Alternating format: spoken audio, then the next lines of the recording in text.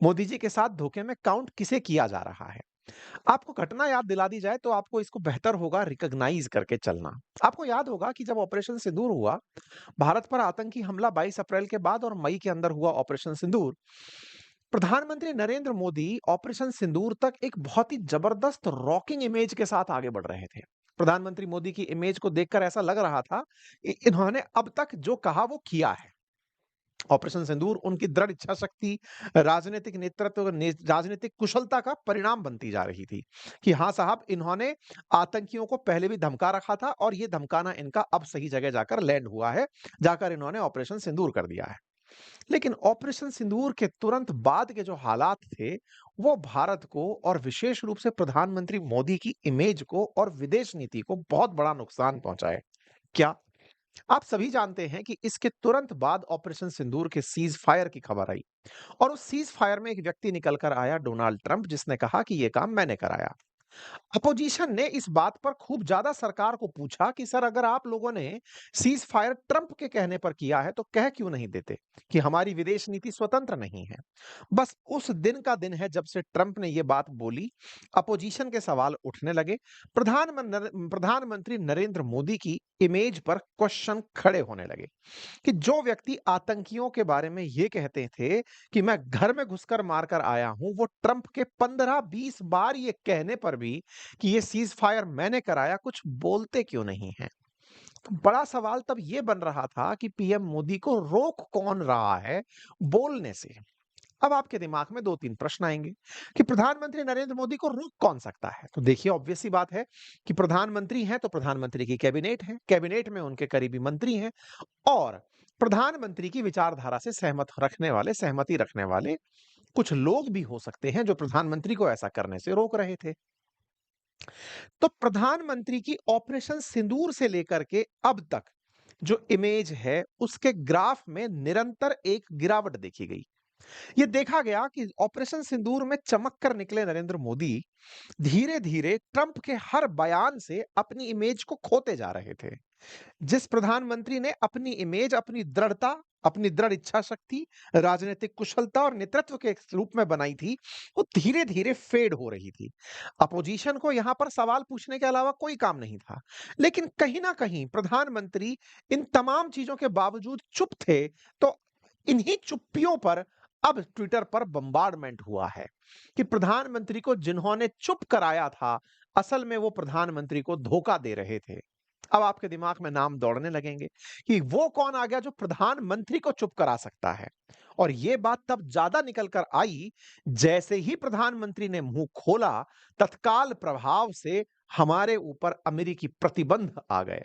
अमेरिकी प्रतिबंध ये कहते हुए आए कि आप रूस से तेल खरीदते हैं। तेल की जब चर्चा आती है तो दिमाग में सवाल आता है, अमेरिका का बयान आता है जिसमें अमेरिका के वाणिज्य मंत्री ये कहते हुए पाए जाते हैं, ट्रेजरी के जो यूएस ट्रेजरी सेक्रेटरी हैं वो कहते हुए पाए जाते हैं कि भारत में कुछ अमीर घराने हमसे व्यापार करके पैसे कमा रहे थे, तेल के व्यापार से लाभ कमा रहे थे। जब घरानों की बात आती है, व्यापारिक घरानों की बात आती है, तो नाम निकल करके बड़े भैया का आता है, अंबानी का आता है। मैं ऐसा क्यों कह रहा हूं? क्योंकि अल्टीमेटली भारत ने अमेरिका का अगर डेटा माने तो अकॉर्डिंग टू यूएस हमने $16 बिलियन का मुनाफा कमाया है और उस $16 बिलियन के मुनाफे में से सीधा $6 बिलियन का मुनाफा व्यापार से अकेले इनको हुआ है। $6 बिलियन आसान भाषा में लगभग 60,000 करोड़ के आसपास की रकम। इतनी रकम का लाभ अंबानी को हुआ था इस तरह के व्यापार से, जिसमें रूस से तेल खरीदना और अमेरिका को बेचना। अमेरिका हमारे खिलाफ कोई एक्शन तब तक नहीं ले रहा था जब तक भारत सीज फायर के क्रेडिट पर कोई टिप्पणी नहीं कर रहा था।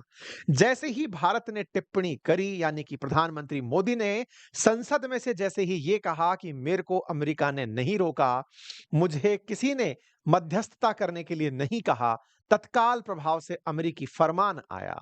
बड़ा सवाल निकल कर आया कि क्या ये भाई साहब ही तो प्रधानमंत्री को नहीं रोक रहे थे। वैसे भी मीडिया में अक्सर अंबानी, अडानी और मोदी जी की साठगांठ की बात कही जाती रही है। अपोजिशन अक्सर ये आरोप लगाता रहा है।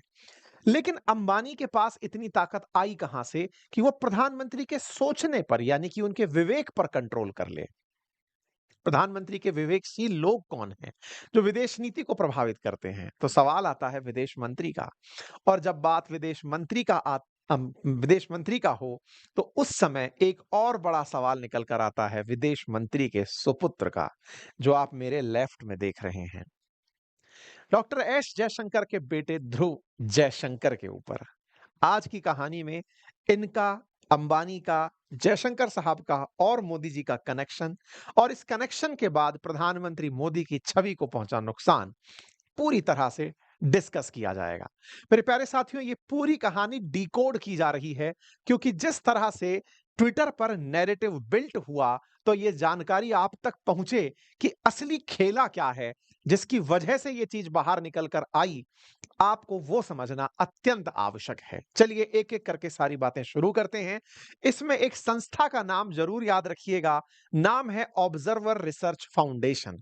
नाम सुनते ही ऐसा लगता है कि कोई बहुत ही बढ़िया संस्था होगी जो बहुत अच्छा कुछ करती होगी। जी हाँ, भारत के अंदर ये एक थिंक टैंक के रूप में काम करने वाली संस्था है और इसी के ही तत्वाधान में भारत के अंदर रायसीना डायलॉग जैसा विदेशियों को बुलाकर डिस्कशन या मशविरा करने का कार्यक्रम आयोजित किया जाता है। तो चलिए शुरू करते हैं इसी ओआरएफ की कहानी को डिकोड करते हुए सारे तारों को जोड़ने का काम। ये बिल्कुल वो सीआईडी के दया वाली कहानी है, लेकिन मैं किसी की कॉल स्क्रिप्ट नहीं निकलवाऊंगा कि जरा चेक करो कि इन्होंने फोन कहां-कहां किया था। मैं तो जो आंकड़े इंटरनेट पर उपलब्ध हैं बस उन्हें अपने तरीके से जोड़कर आपके सामने रख रहा हूं, ये बताने के लिए कि खेला असल में क्या था, किस तरफ असल मायने में इशारा हो रहा है। आइए तो बात करते हैं ओआरएफ की। तो मेरे प्यारे साथियों, ऑब्जर्वर रिसर्च फाउंडेशन भारत के अंदर एक थिंक टैंक है जिसका काम है भारत की विदेश नीति पर अपनी राय देना। असल मायने में ये जितने भी रायशील लोग होते हैं, रायचंद जो होते हैं, ये अपनी राय से राय प्रभावित भी करते हैं। आप इसको आसान करके समझिए। आज मान लीजिए कि मैं कोई काम कर रहा हूं और मैंने कुछ एडवाइजर्स बिठाकर रखे हुए हैं जो मुझे सलाह दें कि आपको इस तरह से ये करना चाहिए, आपको ये कंटेंट इस तरह से बनाना चाहिए, आपको इस विषय को उठाना चाहिए। तो मेरे रायचंदों का राय मुझे जब मिलेगा तो मैं ऐसे में आप लोगों के सामने वही प्रोड्यूस करने लगूंगा जिस तरह के लोगों से मैं राय ले रहा हूं। असल में कहते हैं ना कि आप कैसे हैं पता लगाने के लिए आप 5 मित्रों को बता दीजिए कि इनके 5 मित्र कौन से हैं। तो आपके बारे में टिप्पणी करना थोड़ा आसान हो जाता है।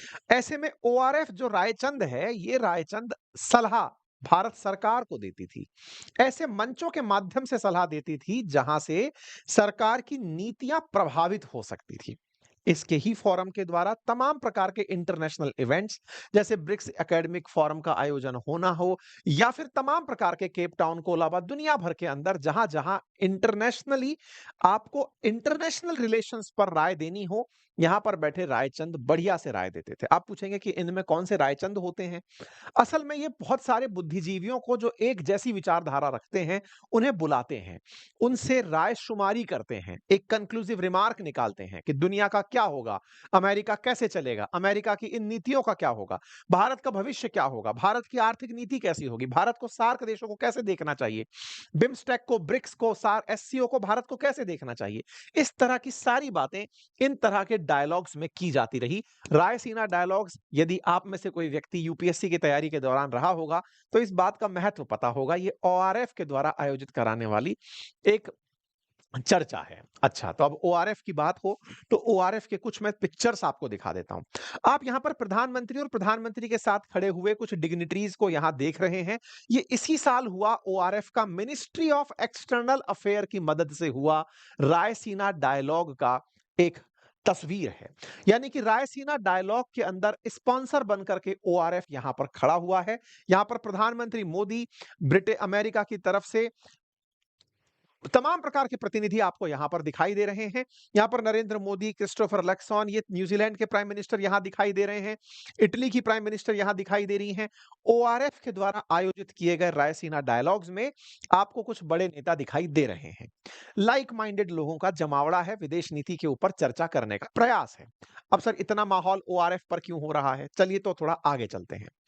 ओआरएफ के जब डिटेलिंग में जाएंगे तो आपको कुछ लोग मिलेंगे। उनमें से एक का नाम है जैसे सुजॉय जोशी जो कि चेयरमैन बताए जाते हैं। प्रेसिडेंट हैं समीर शरण। अब आप पूछेंगे इससे क्या निकलता है? क्या कहना चाहते हो? कहना क्या चाहते हैं तो थोड़ा और आगे चलते हैं।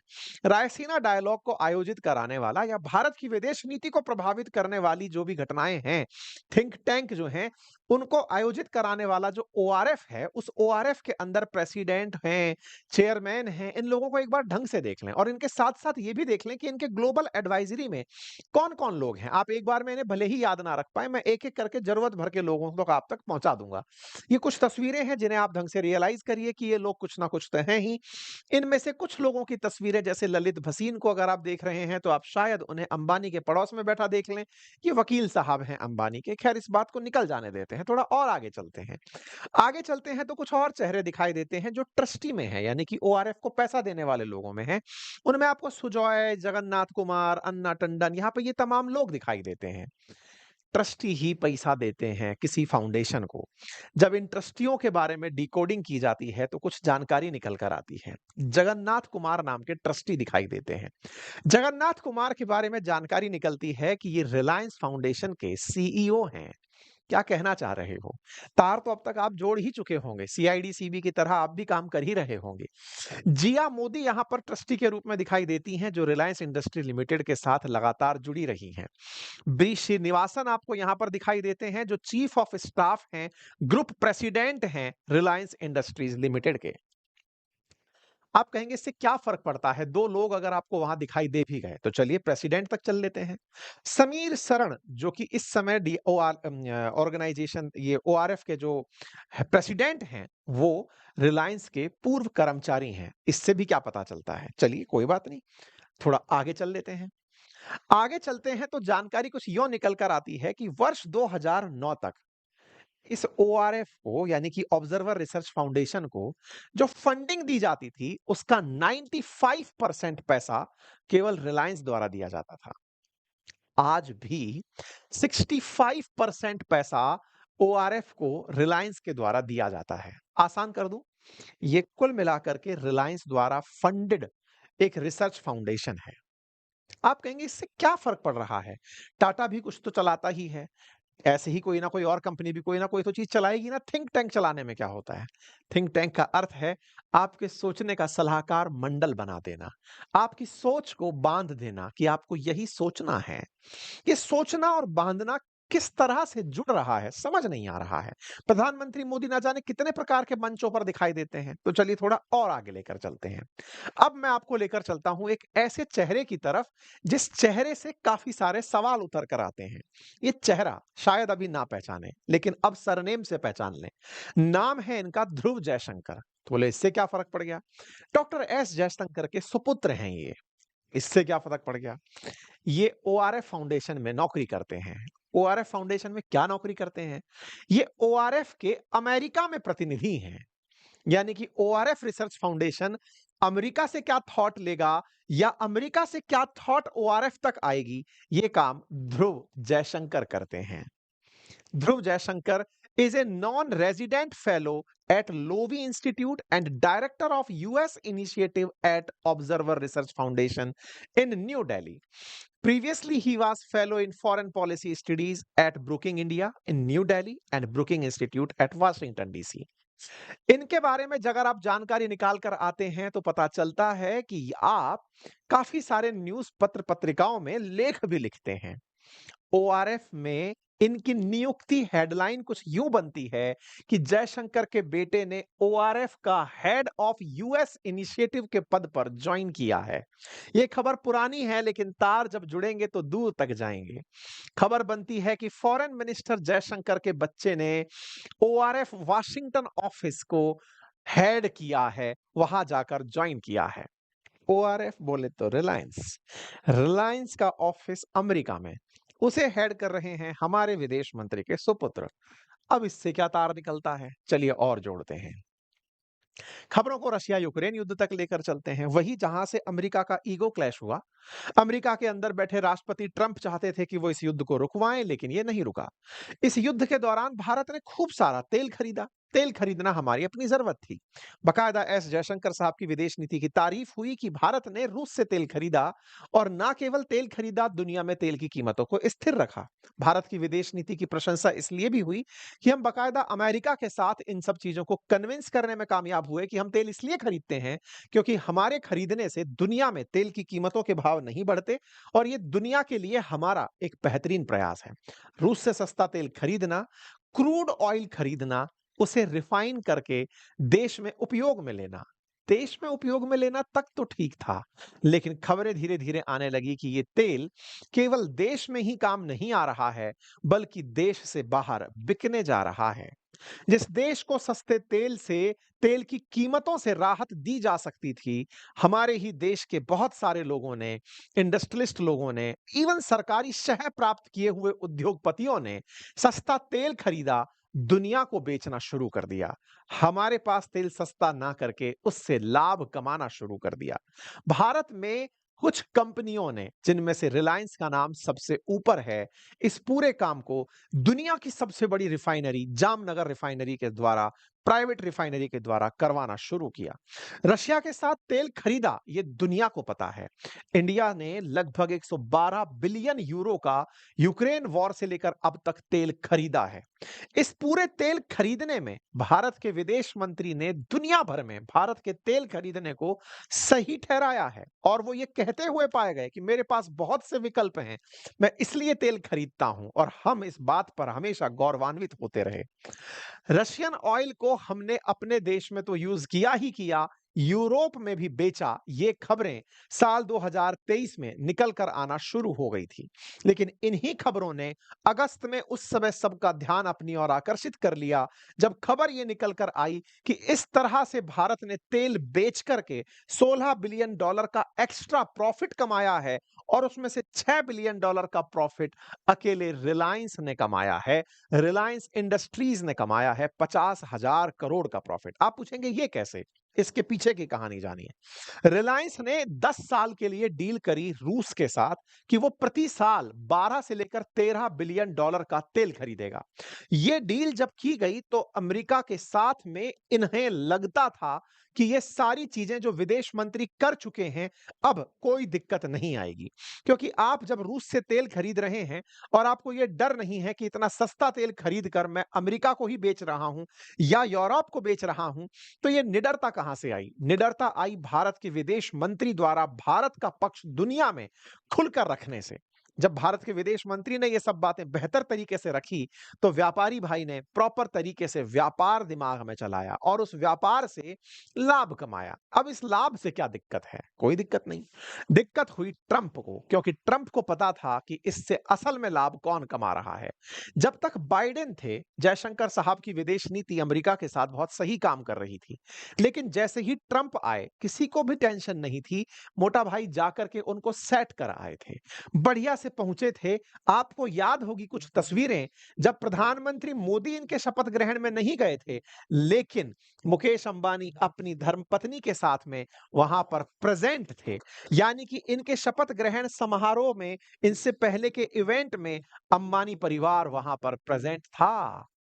अंबानी परिवार अपने निजी संपर्क ट्रंप के साथ मेंटेन करते हुए तब भी दिखा, जब जब सीज फायर के बाद ट्रंप मिडिल ईस्ट की यात्रा पर आए थे, तब कतर में जाकर के अंबानी भाई साहब ट्रंप से मिलकर आए थे। हमारे देश का कोई प्रतिनिधि नहीं था, अकेले हमारी तरफ से, या हमारी तरफ से नहीं, निजी रूप से ट्रंप से मिलने आप यहां भी गए थे और आप शपथ ग्रहण में भी गए थे। तब लगा कि ये कुछ तो ऐसी सेटिंग बिठा रहे हैं ताकि भारत और अमेरिका के संबंध अच्छे रहें। लेकिन इनका आगे निकल कर जाना इन्हें समझ में आ रहा था। इन्हें समझ में आ रहा था कि बेटा, तुमको अगर मैं सही से हैंडल कर गया तो तुम जाकर संदेश दोगे विदेश विभाग को कि भारत को अमेरिका के साथ संबंध खराब नहीं करने चाहिए। हुआ भी यही। इनके मिडिल ईस्ट में मिलकर चले आने के बाद, ये तस्वीरें हैं, आपको याद होंगी, अभी कुछ दिन पहले जब सऊदी की यात्रा पर आए थे ऑपरेशन सिंदूर के बाद, ट्रंप उस समय की तस्वीरें हैं ये आते हैं और भारत चुप हो जाता है, सीज फायर पर कुछ नहीं बोलता। ट्रंप के इस जिद पर कि उन्होंने सीज फायर कराया है, क्योंकि ट्रंप अपने देश में खोती हुई अपनी लोकप्रियता कि मैं रशिया यूक्रेन नहीं रुकवा पाया, उसे वो कहीं ना कहीं से काउंटर बैलेंस करवा रहे थे भारत के थ्रू। लेकिन प्रधानमंत्री नरेंद्र मोदी के सलाहकार उन्हें कह रहे थे कि अमेरिका के राष्ट्रपति को बोलने दो, वो पागल है, आप उस पर कोई प्रतिक्रिया मत दो। खबरें तो यहां तक आज के अखबारों में भी छपी कि साहब मुकेश अंबानी ही थे जो कि यूएस इंडिया के ट्रेड बैटल को मैनेज करने का प्रयास कर रहे थे, क्योंकि असल में फायदा किसका हो रहा था? आप ही का फायदा हो रहा था, क्योंकि इन्हें पता था कि अगर ट्रंप बिखरे तो वो रशिया से तेल खरीदने पर सैंक्शन लगाएंगे, और वो सैंक्शन अगर लगे तो नुकसान इनका होगा, और इनका नुकसान 50,000 करोड़ का मुनाफा दिखा रहा है, तो नुकसान सोचिए कितने का होगा। ये तो लाभ है, व्यापार कितने का हुआ नहीं पता है। व्यापारी भाई ने इस पूरे खेल को यहां से होकर मैनेज किया। इस पूरे मैनेजमेंट में परिवार का लाभ उठाया, बड़े ही सॉफ्ट तरीके से जयशंकर साहब का दिमाग घुमा दिया, ऐसा आरोप है। जयशंकर साहब, जिनकी बात प्रधानमंत्री बहुत मानते हैं विदेश नीतिगत मामलों में, उन्हें प्रभावित करने में ओआरएफ का रोल निकाला जा रहा है।